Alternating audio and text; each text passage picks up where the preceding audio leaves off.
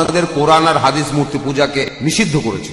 তবে আপনি অন্য ধর্মগুলো দেখেন, খ্রিস্টান ধর্ম অথবা ধরেন বৌদ্ধ ধর্ম, চাইনিজ ধর্ম, জৈন ধর্ম, অন্য সব ধর্মেই দেখবেন মূর্তি পূজা আছে।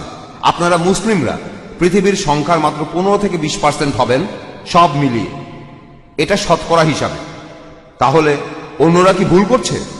খ্রিস্টান ধর্মটা দেখেন, 1 মিনিট, যে কোনো অ্যাংলিকান চার্চ অথবা Russian orthodox, Greek orthodox, Catholic বা প্রোটেস্ট্যান্ট, চীনে দেখেন অনেক বড় মূর্তি ঈশ্বরের। তাহলে এরা সবাই ভুল? খুবই সুন্দর প্রশ্ন করলেন। তিনি বললেন পৃথিবীতে মুসলিম আনুমানিক 15 থেকে 20%, কেউ বলে 25%, সে যাই হোক, আপনি বললেন 15 থেকে 20%, আচ্ছা মেনে নিলাম। আপনি বললেন যে খ্রিস্টানরা তারা মূর্তি পূজা করে, আমিও একমত। আপনি বললেন যে বৌদ্ধরা বিশাল মূর্তি বানায়, তারা কি সবাই ভুল? ভাই, ইসলামের সংখ্যাগুরু হলে জেতা যায় না। ইসলামে সত্য সবার উপরে। বেশিরভাগ মানুষ এই কয়েকশো বছর আগেও মনে করত পৃথিবীর সমতল। বেশিরভাগ, এটা কি জানেন? কয়েকশো বছর আগেও বেশিরভাগ মানুষ মনে করত পৃথিবীর সমতল। পৃথিবী কি সমতল ভাই মহেশ? না না। তাহলে বেশিরভাগ মানুষেরও ভুল হতে পারে। ইসলাম ধর্মে আল্লাহ পবিত্র কোরআনে বলেছেন, সূরা ইসরার 81 নম্বর আয়াতে উল্লেখ করা হয়েছে, ওয়াকুল জাল হক ওয়া জাকাল বাতিল ইন্নাল বাতিলা কানা জাউকা। বলো, সত্য উপস্থিত হয়েছে, মিথ্যা বিলুপ্ত হয়েছে, কারণ মিথ্যা প্রকৃতিগত কারণে বিলুপ্ত হবে। সেজন্য ইসলাম ধর্মের সংখ্যাগুরু হলে জেতা যায় না। যদি আমেরিকা যান, সেখানে দেখবেন পর্নোগ্রাফি, এটা নিষিদ্ধ না। আপনি এটা বিশ্বাস করেন? না, অনেক ইউরোপিয়ান দেশে এটা দেখা যায়। পর্নোগ্রাফিতে বিশ্বাস করেন? না, আমি বিশ্বাস করি। খুব ভালো, আপনি তো ভালো মানুষ, আপনাকে অভিনন্দন জানাই। কিন্তু পশ্চিমা বিশ্বের বেশিরভাগ মানুষই পর্নোগ্রাফিতে বিশ্বাস করে। আপনি কি এটা বিশ্বাস করেন? আপনি কি পর্নোগ্রাফি দেখবেন? খুব ভালো, ভালো ছেলে। দেখেন, আপনি সত্যের কাছাকাছি আছেন। সংখ্যাগুরু হলে জেতা যায় না। আপনি তখন বললেন যে খ্রিস্টান ধর্মে সবাই মূর্তি পূজা করে। খ্রিস্টান ধর্মে আসলে মূর্তি পূজা নেই, কিছু খ্রিস্টান মূর্তি পূজা করে, যেমন কিছু মুসলিম ভুল কাজ করে। যদি খ্রিস্টানদের বাইবেল পড়েন, আর আমিও নিশ্চিত যে আপনি বাইবেল পড়েছেন, বাইবেলে উল্লেখ করা আছে, বুক অব ডিউটেরোনমি 5 নম্বর অধ্যায়ের 7 থেকে 9 নম্বর অনুচ্ছেদে বলা হয়েছে, তোমরা আমার কোনো প্রতিমূর্তি তৈরি করবে না। মহান স্রষ্টা তিনি বলেছেন, ওল্ড টেস্টামেন্টে আছে, তোমরা আমার কোনো প্রতিমূর্তি তৈরি করবে না, কোনো কিছুই না যেটার সাথে মিল আছে আকাশমণ্ডলের কিছু, পৃথিবীর কিছু, অথবা পৃথিবীর নিচের কিছু। তোমরা তাদের সেবা করবে না, তাদের কাছে নতজান্য হবে না, কারণ আমি তোমাদের ঈশ্বর এবং প্রভু খুবই প্রতিহিংসা পরায়ণ।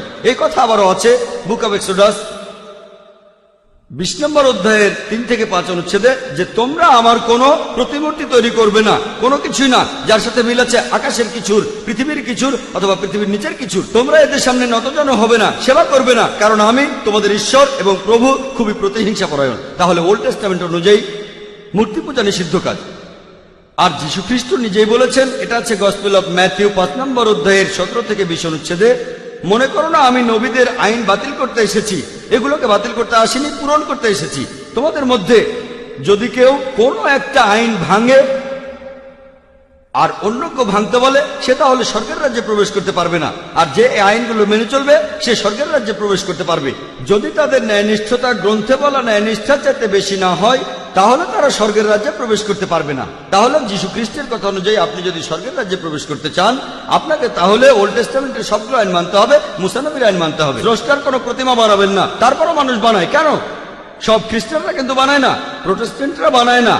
খ্রিস্টান ধর্ম সম্পর্কে আপনার জ্ঞান বেশ কম, আপনি এখনো ছাত্র। ক্যাথলিকরা এটা করে, তারা মূর্তি বানায়। এজন্যই প্রোটেস্ট্যান্টরা প্রোটেস্ট করেছিল যে আপনাদের কাজটা ভুল। তাহলে বাইবেলের কথা অনুযায়ী সৃষ্টিকর্তার কোনো প্রতিমা বানাতে পারবেন না। আপনার কথা মানি। বেশিরভাগ হিন্দুই মূর্তি পূজা করে। আমি আগে বলেছিলাম, নাতাস্তি প্রতিমা আস্তি, মহান সৃষ্টিকর্তার কোনো প্রতিমা নেই, কোনো ছবি নেই, কোনো ভাস্কর্য নেই, তার কোনো মূর্তি নেই। আপনি কি মূর্তি পূজা করেন? হ্যাঁ, আমি করি। আচ্ছা, তাহলে তো বেদ মানছেন না। আমি আসলে সবগুলো ধর্মই মানি, সব ধর্মই এক, কারণ মহান ঈশ্বর সবগুলো ধর্ম সম্পর্কেই জানেন। ভাই, আপনি যদি সবগুলো ধর্মই বিশ্বাস করেন, তার মানে আপনি অন্য ধর্ম পালন করছেন কিনা জানি না, তবে হিন্দু ধর্ম পালন করছেন না। আপনি হিন্দু ধর্ম পালন করছেন না। আমি আপনাকে বলি, ঈশ্বর তো ঘুমাচ্ছেন না, তিনি সবই জানেন। তিনি তো সবকিছু সৃষ্টি করেছেন, সবকিছু। তাই তিনি সবগুলো ধর্ম সম্পর্কেই জানেন, যেমন ইসলাম। ভাই, আপনি একবারে একটা প্রশ্ন করেন, লম্বা লাইন দেখা যাচ্ছে, এই প্রশ্নটার উত্তর দিচ্ছি। এরপরে লাইনের পেছনে গিয়ে দাঁড়াবেন, তারপর সময় আসলে প্রশ্ন করবেন, ঠিক আছে? প্রশ্ন করেছেন যে ঈশ্বর কি ঘুমাচ্ছেন? আল্লাহ এই কথার উত্তর দিয়েছেন পবিত্র কোরআনে সূরা বাকারার 255 নম্বর আয়াতে উল্লেখ করা হয়েছে। আল্লাহ বলেছেন, আল্লাহু লা ইলাহা ইল্লা হুয়াল হাইয়ুল কাইয়ুম লা তাখুযুহু সিনাতুন ওয়ালা নাওম, যে আল্লাহ অবিনশ্বর, চিরস্থায়ী, তিনি কারো মুখাপেক্ষী নন, তার নিদ্রার প্রয়োজন হয় না, তন্দ্রা তাকে স্পর্শ করে না, বিশ্রামের প্রয়োজন হয় না। আমাদের ঘুমানোর প্রয়োজন হয়, আমাদের বিশ্রাম নেওয়ার প্রয়োজন হয়, আল্লাহ তাআলার ঘুমানোর প্রয়োজন হয় না। আল্লাহ তাআলা পবিত্র কোরআনে বলেছেন, তিনি যদি চাইতেন তাহলে পৃথিবীর প্রত্যেকটা মানুষকে বানাতে পারতেন মুসলিম হিসেবে, মুসলিম বানাতে পারতেন। আল্লাহর পক্ষে খুবই সোজা, শুধু কুন ফায়াকুন। তবে এই জীবনটা পরকালের জন্য পরীক্ষা। আল্লাহ আপনাকে পরীক্ষা করছেন, আমাকেও পরীক্ষা করছেন। আল্লাহ যদি চান আপনি আর কখনো মূর্তি পূজা করবেন না, তাহলে তো পরীক্ষাটা থাকলো না। পরীক্ষাটা হচ্ছে আল্লাহ আপনাকে কিছু আইন দিয়েছেন, এখন আপনি সেগুলো মানবেন কি মানবেন না। আপনি নাকি সবগুলো ধর্মই মানেন, কিন্তু আপনি তো হিন্দু ধর্ম মানছেন না, আপনি তো ইসলাম মানছেন না, আপনি তো খ্রিস্টান ধর্ম মানছেন না, শিখ ধর্ম মানছেন না, বৌদ্ধ ধর্ম মানছেন না। আমাকে এমন কোন কথা দেখান যেখানে ধর্মপট বলছে, বৌদ্ধ যে কোনো গ্রন্থ বলছে যে বুদ্ধ তার মূর্তি বানাতে বলেছেন। তিনি কখনোই বলেননি। বুদ্ধ কোথায় বলেছেন?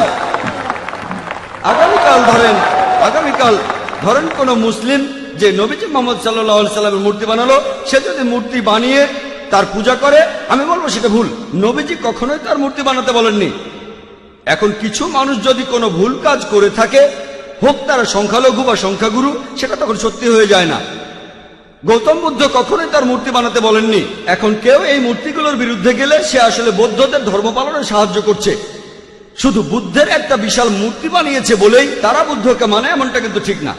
সেজন্য আমি বলেছি, যদি কোনো ধর্মকে বুঝতে চান, অনুসারীদের দেখবেন না, ভাই মহেশ আমাকে দেখবেন না, ধর্মগ্রন্থগুলোকে দেখেন, পবিত্র কোরআন দেখেন, পবিত্র কোরআন পড়েন, আপনাদের বেদ পড়েন, যেগুলো কমন সেগুলো মেনে চলেন, আর যেগুলো কমন না সেগুলো পরে দেখবেন। আপনি নাকি সব ধর্মই পালন করেন, আপনি তো হিন্দু ধর্ম মানছেন না, খ্রিস্টান ধর্ম মানছেন না, ইসলাম ধর্ম মানছেন না, সবগুলো তো পরের কথা। আমি বলছি অন্তত পক্ষে কমন জিনিসগুলো আপনি মেনে চলেন, যেগুলো কমন না সেটা নিয়ে পরে কথা বলবো। আপনি তো কমন জিনিসগুলো মেনে চলছেন না, সবগুলো মানা তো পরের কথা। যেদিন আপনি মূর্তি পূজা বন্ধ করবেন, সেদিন আমি কথা বলতে পারবো যে আপনি সবগুলো ধর্মের সবচেয়ে প্রধান কথাটা মানছেন।